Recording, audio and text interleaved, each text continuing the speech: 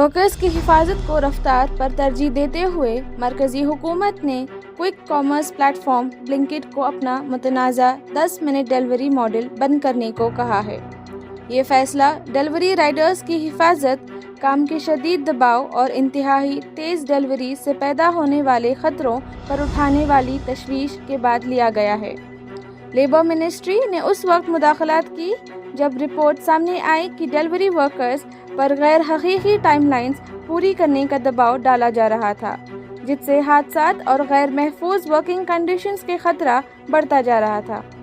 ذرائع کے مطابق بلنکٹ نے اب زیادہ تر پروڈکٹس کے لیے ڈیلیوری کا وقت 10 منٹ سے بڑھ کر 30 منٹ کر دیا ہے، جو انڈیا کے کوئک کامرس سیکٹر میں ایک بڑی تبدیلی کا اشارہ ہے۔